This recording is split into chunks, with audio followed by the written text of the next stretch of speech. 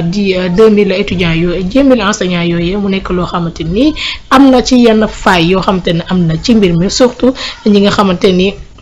yenn étudiants yenn enseignants yi nga xamante ni nekkuñ ci dans les dispositions dem ci li nga xamante ni moo di ci yenn bërëb yi pour mën a def li nga xamante ni moo di seen liggéey benn temps bi bu ñu leen ko joxee bu ñu demul dañ leen di retirer dugal keneen koo xamante ni bu mooy ñëw remplacer wala ñeen ñoo xamante ni sax seen numéro de pièce d'identité dañ koy jël gis ñeneen ñoo koy utiliser ñoom duñ koy utiliser des failles yoo xamante ni yu ndaw yu sew yu am ci biir ba mbir nit ñi sax ci am xel ñaar ci surtout ñi nga xamante ni ñoom ñoo déposé woon mu koy interpeller ci loolu di ko laaj lan moo ci war lan moo ko waral ak nan la ñuy def ba changer loolu ba ñooñu mën a dem réellement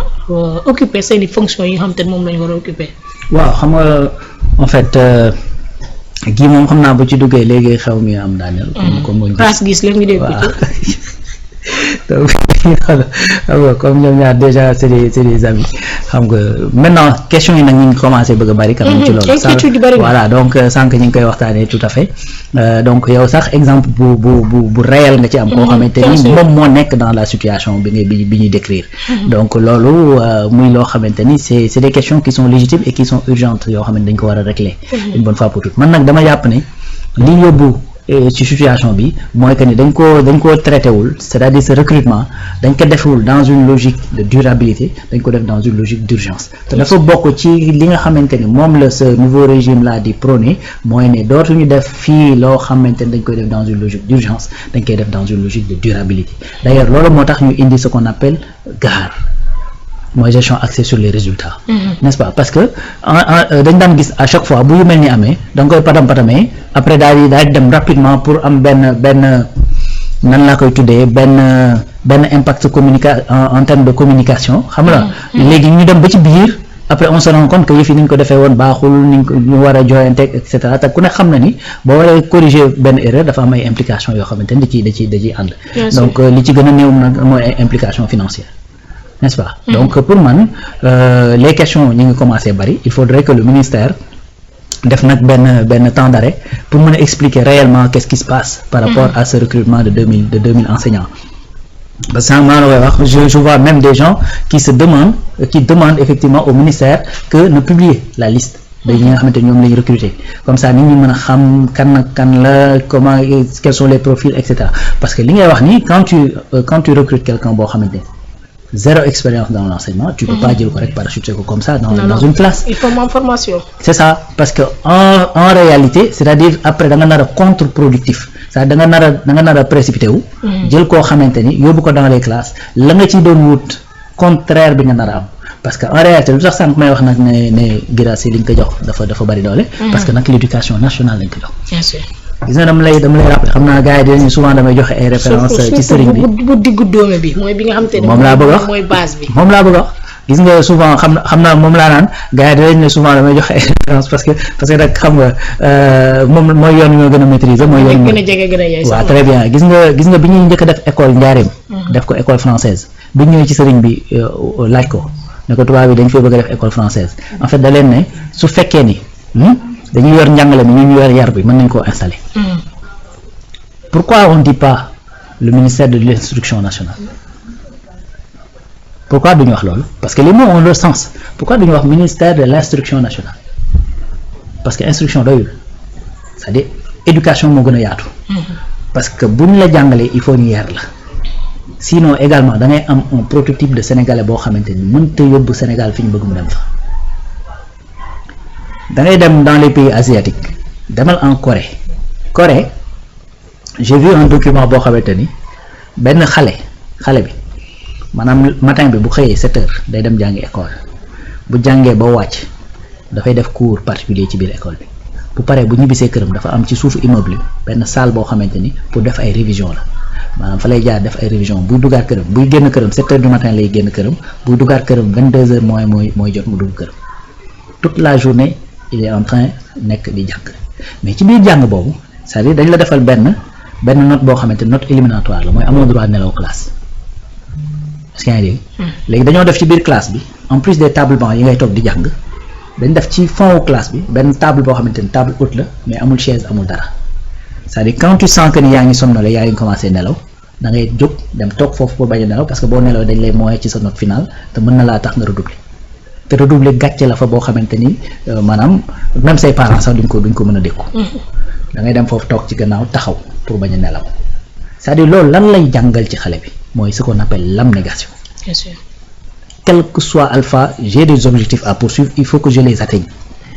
Donc il faut pas que may faufiler autour de certains obstacles parce que dama gëmmentu obstacle la donc il faut ma noppalu et cetera ki demee noonu c'est-à-dire loolu la xale bi di màggalee ba nga xamante ne bu màggee ba commencé liggéey dafay nekk un professionnel aguerri, rompu à la tâche.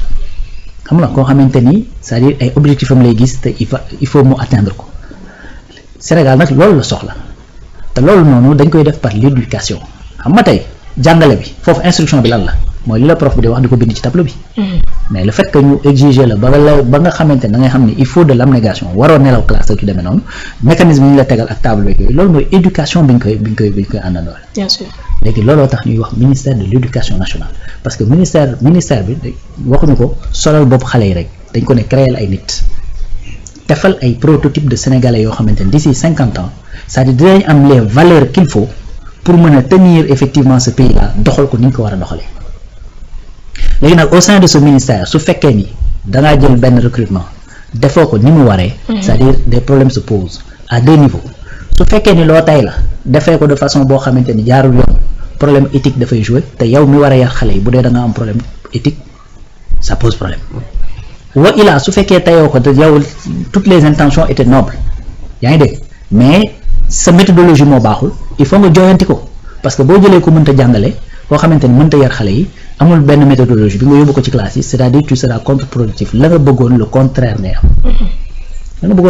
am signal fort lañ joxe en disant dañuy dugal kunkaati man dans les écoles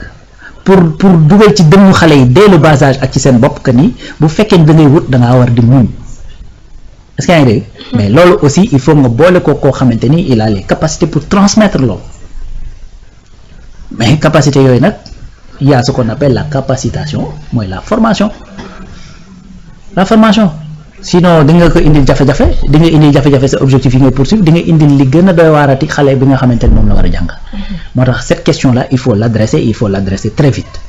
parce que li des ci école bi tëj tamit yàggatul te il faut que certainement xale yi dem jàngiwaat déwén te bu ñuy jàngiwaat déwén il faut que ñi ñu recruter ñu confirmer leen ñu dem jàngi donc il faut que cette question soit adressée très rapidement et heureusement que Guy Marius Sagna dugal na ci loxoom parce que il a toute la légitimité nag pour poser la question au ministre puisque d'autant plus que ñu bari ñu ngi doon poser la question te amuñu ci ay réponses moom dina tax ñoom ñu am ci réponse mais je me pose la question man tamit à savoir est-ce que urgence bi mi ngi fi woon carrément l'urgence était là ba ñu mën a def lii nii daar rek faw ñu am ces 2000 enseignants est-ce que il ne faudrait pas jël seen temps bu baax a baax recruter leen normal former leen normal ba ñoom bu ñu demee ci les centres de classe ñu productif rek ak bu ñu demee rek nekk ñu productif. l'urgence est là parce que l'urgence est là dans deux sens éducation nationale soxla na ñu jàngale ji daa manqué bu baax a baax demande emploi chômage yokk na bu baax a baax xale yi bëgg nañoo liggéey donc dans les deux cas urgence bi dafay taxaw mais c'est pas effectivement logique d'urgence boobu ngay topp ba def loo xamante ne waroo ko def parce que après tout donc boo defee nang la nga doon daw fa ngay mujjee di moo tax pour man li ñu waroon def mooy xool ci biir xale yooyu ñi nga xamante ne amoon nañu la formation qu'il faut parce que am na ñoo xamante ne peut-être ñi ngi nekkoon dans le privé di jàngale yàgg nañoo jàngale mais nekkuñu fonction publique wala ministère bi recruté wu leen. am na ñoo xamante ni ñuy jàngale ci koñ bi am na ñoo xamante ni peut-être c'est des étudiants yu jaaroon nu ma koy tuddati fële école bi noonu la tuddee sax école normale xam nga te génn nañu jot ñoo liggéey et cetera dina ci am ay quelques yoo xam ne mën nañu liggéey mais tu prends ces gens là tu les déploies ñi nga xamante ne recruté nga leen nag te effectivement te amaguñu niveau bi dem en classe. mais nga defal leen sax formation boo xamante ni peut-être day nekk formation accélérée pour am les bases pédagogiques ñu mën a dem en classe tàmbali le temps ngay continuer seen perfectionnement.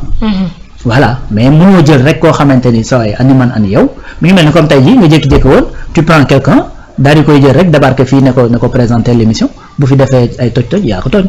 moom tooñul boppam. parce que moom li mu bëgg rek mooy liggéey mooy xëy am ci lu mu jàpp. ngir mën a gérer boppam décemment ngir mën a gérer sa famille décemment loolu la bëgg donc boo ko dee ñëwal liggéey si day ñëw su conditions yi dajalee ba mu war a mën a déplacer wu day déplacer wu dem mais bu fekkee da nga ko jël rek parachuter ko comme ça formé woo ko defoo dara te à un certain moment nag ça devient une obligation pour l'employeur effectivement de former ses employés. Bien sûr. Donc surtout quand il s'agit du ministère nga xamante ne process yi day changer programme yi dañuy changer et cetera à chaque fois il faut ngeen di def ay capacitation donc man pour man daal il faudrait que ñu xoolaat loolu bañ a def noo xamante ni da ngay wut saafara ba far jur jàngoro. saafara bu jur jàngoro. voilà loolu moom day doy waar. ba tey dañuy rester ci cadre éducation parce que gis nañ ay assises yoo xamante ni ñu ngi koy daal di jëm ci nga xamante ni moo di l'éducation nationale pour bëgg a dugal li nga xamante ni moo di daara yi ci li nga xamante ni moom moo di éducation gis nañ Banque mondiale sax pare na pour accompagner le Sénégal ci loolu noonu pour ñu daal di ci jëm ban njeexital la loolu mën a am surtout ci daara yi wala mu mën ko am ci li nga xamante ni moo di ñi nga xamante ni njàngum tubaab rek la ñuy def. maa ngi tudd daf maa xaw a kii nag. dana xaw a rëcc. ay assises yi ñu def jëm ci li nga xamante ni moom moo di introduire daara yi. ci li nga xamante ni moom moo di éducation nationale mu nekk loo xamante ni dañuy àndandoo de pair ñu daal di koy defandoo Banque mondiale ci boppam pare sax pour accompagner le Sénégal par rapport ak ci loolu noonu. ban njeexital la mën a am ñiy jàng daara ak ñi nga xamante ni tubaab kese la ñuy jàng. waaw bon loolu je pense que am na avantage pour daara yi am na avantage bu bari sax mais am na lu ñu koy defee aussi mën naa am ay inconvénients parce que nag daara dafa am nu mu bindoo dafa am effectivement nu mu codifié woo c'est vrai que nag war nañ koo moderniser am na sax ay particuliers nag yu koy jéem am na wax ñoo xamante ni ay kilifa lañ fii ci réew mi yor ay daara di ci dox moderniser ko de telle sorte que da nga fa nekk da nga ibbeeku ci xam-xami àddina mais également di nga mokkal si sa diine di nga mokkal effectivement sa ay valeurs yoo xamante ay valeurs islamiques la wala valeur chrétienne bu mu ci mënti doon donc loolu moom loolu au moins y a quelques particuliers yoo xamante ni ñu ngi koy jéem état nag da leen war a taxaw parce que li ñuy def mission de service public la donc loolu état la war moom moo war a jàngal ay doomi réewam donc boo gisee ñoo xamante ni dañ ci nekk di ci nab bi di ci góorgóorlu te nag wax dëgg fa yàlla ay résultats nag am na parce que fii bari na fi ñoo xamante ni ci daara ji lañ njëkkee balaa ñu dem école bari na fi ñoo xamante ci daara ji exclusivement lañ nekk aujourd'hui ñoom ci bokk nañ même les moteurs de l'économie sénégalaise donc duñ fi jeex mën nañ ci lim Serigne Boub mën nañ ci lim ku mel ni Abdoulaye Dia mën nañ ci lim ñeneen ak ñeneen tu vois donc mu nekk loo xamante nag ay doomi sénégalais yu nekk doomi sénégalais yu bari donc mu am benn dimension sociale boo xam ne da cee nekk donc il faut état xool nu mu ci dugalee loxoom mais dugal ci loxoom de telle sorte que également du dénaturer la nga xamante ne moom la ñuy def foofu parce que ça c'est très important donc il faudrait pas def ko de sorte que la nga xamante ni moom lañ doon def ci ay valeurs parce que ku ne xam na ni l'école de Jules Ferry mooy école bii nga xamante ni moom la ñuy jàngalee au Sénégal muy l'école française bari na ci yoo xamante ni à la longue c'est déperdition lay gën a jur que autre chose loolu sax moo tax d'ailleurs sëñ Abdoulaye mu teg mi daan wax naan tubaab dalay jàngal ba nga foog nii koo gis mën nga koo nax dalay jàngal ba nga foog ni koo gis mënulaa nax dalay jàngal ba nga foog ni koo nax du ko xam parce que dafa am ay sew-sew ci biir njàngale tubaab yoo xamante ne aussi c'est des contre-valeurs loolu mooy dëgg des fois effectivement ñu ñëw ci biir programme bi jàngal la yoo xamante ne à la fin de la journée en réalité amalu la njariñ